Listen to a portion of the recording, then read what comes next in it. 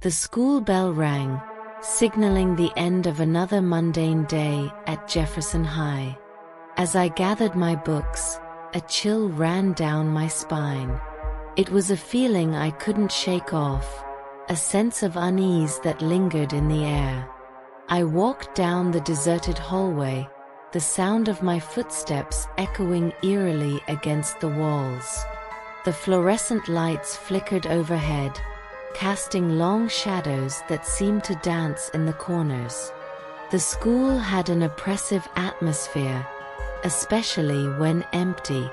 I reached the main staircase, but before I could descend, I heard it, a faint whisper, like a soft breeze rustling through the leaves. I froze, listening intently, but the whisper faded as quickly as it had come. Shaking my head, I dismissed it as my imagination playing tricks on me. I hurried down the stairs and headed for the exit, eager to leave the creepy school behind. However, as I reached the front doors, they wouldn't budge. I pushed and pulled, but they remained stubbornly locked. Panic began to rise within me. I turned back, intending to find another way out, but the hallway had changed. Gone were the familiar posters and bulletin boards. Instead, the walls were lined with old photographs, each depicting students from decades past. Their eyes seemed to follow me, their expressions frozen in time. I stumbled backward, bumping into something solid. I turned around and gasped. Standing before me was a figure in tattered clothing, their face obscured by shadows. I tried to scream, but no sound escaped my lips. The figure beckoned me forward, and against my better judgment, I followed. We walked through the haunted halls, passing classrooms that seemed to pulsate with a malevolent energy. Whispers surrounded us, unintelligible words that sent shivers down my spine. I wanted to run, to escape this nightmare, but I was trapped in a surreal world of fear. Finally, we reached the school library. The figure pointed to a dusty bookshelf, and I hesitantly approached.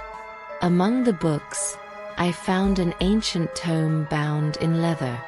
Its pages were yellowed with age, and strange symbols adorned the cover. As I opened the book, I felt a surge of cold air rush over me. The pages were filled with cryptic incantations and chilling illustrations. I realized with horror that I had stumbled upon a book of dark magic. Before I could react, the figure spoke, its voice hollow and distant. It revealed the tragic history of the school, a place where a coven of witches had once practiced their forbidden arts. They had summoned dark forces that cursed the school and its inhabitants. I was part of their ritual now, trapped in a nightmarish cycle of horror.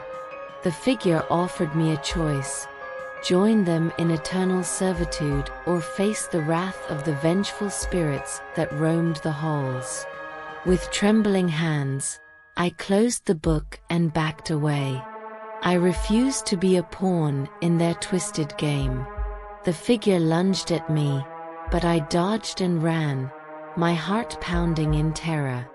As I raced through the haunted halls, I could feel the malevolent energy closing in.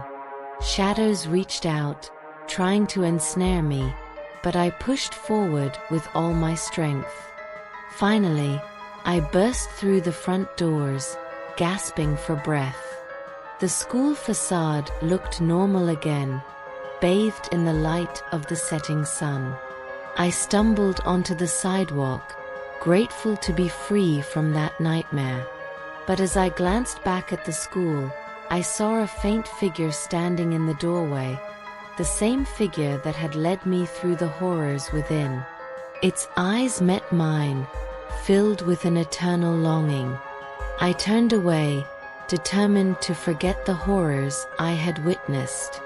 But deep down, I knew that the haunted halls of Jefferson High would always be a part of me, a chilling reminder of the darkness that lurked within.